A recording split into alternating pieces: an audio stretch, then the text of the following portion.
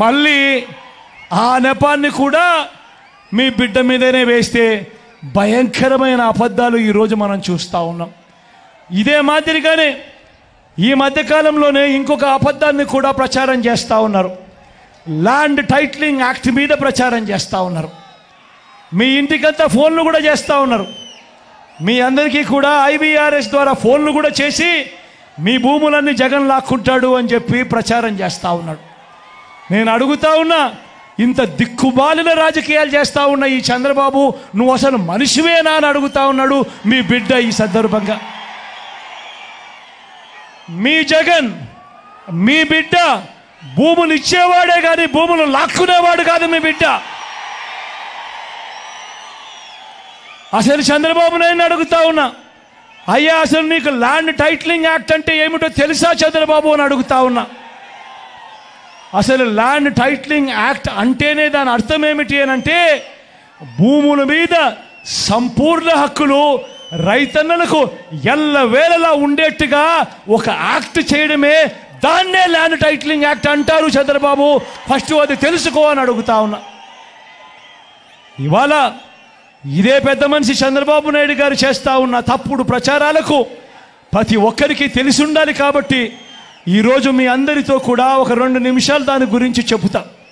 ఈ land titling act అన్నది రాబోయే రోజుల్లో ఒక పెద్ద సంస్కరణ అవుతుంది. ఎందుకనంటే ఈరోజు ఏ భూమి ఎక్కడ కొనాలనుకున్నా కూడా ఆ భూములన్నిటిలో కూడా ఈరోజు వివాదాలు ఉన్నాయి. ఆ భూముల్లో ఎక్స్టెంట్ అన్నా తక్కువ ఉంటుంది, సబ్ డివిజన్ అన్నా జరగకపోయి ఉంటుంది, సర్వేలన్నా జరగకపోయి ఉంటాయి, రికార్డులన్నీ అప్డేట్ కాకపోయి ఉంటాయి.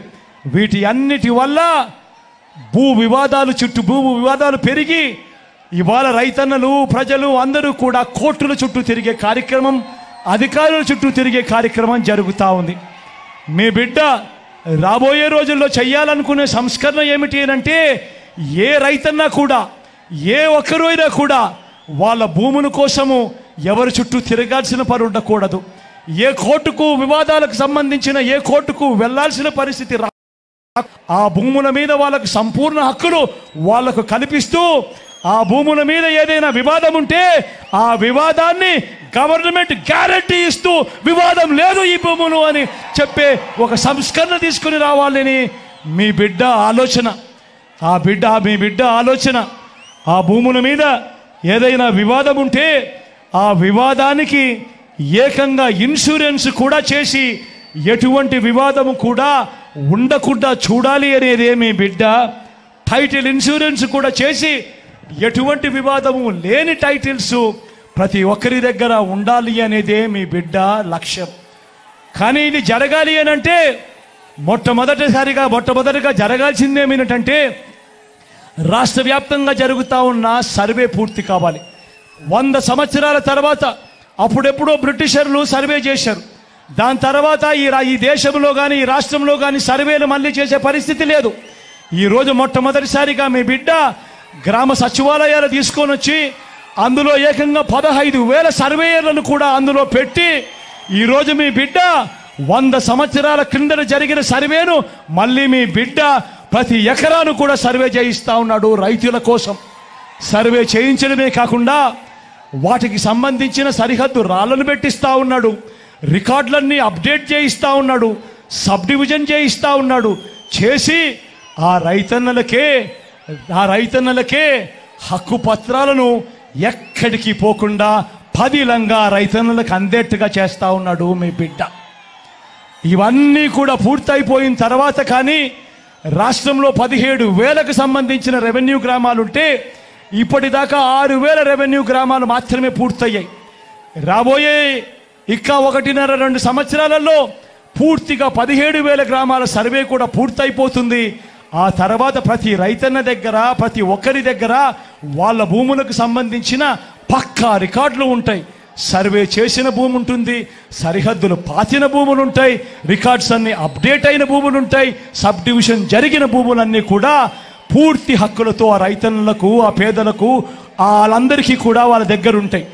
అటువంటి పరిస్థితిలో ఆ పరిస్థితి వచ్చిన తర్వాత ఈ ల్యాండ్ టైటిలింగ్ యాక్ట్ తీసుకొని వచ్చి ఏ స్థాయిలోకి తీసుకొని పోతామోనంటే ఆ భూములకన్నిటికీ వివాదాలు ఏదైనా వస్తే ప్రభుత్వం గ్యారంటీ అని చెప్పే పరిస్థితిలోకి తోడుగా ఉండే కార్యక్రమమే ఈ ల్యాండ్ టైటిలింగ్ యాక్ట్ అన్నది ప్రతి ఒక్కరూ కూడా తెలుసుకోమని కోరుతూ, చంద్రబాబు చెప్పే అబద్ధాలు, చంద్రబాబు చేసే మోసాలను ఏ ఒక్కరూ కూడా నమ్మొద్దు అని చెప్పి ప్రతి ఒక్కరిని కూడా ప్రార్థిస్తా ఉన్నా.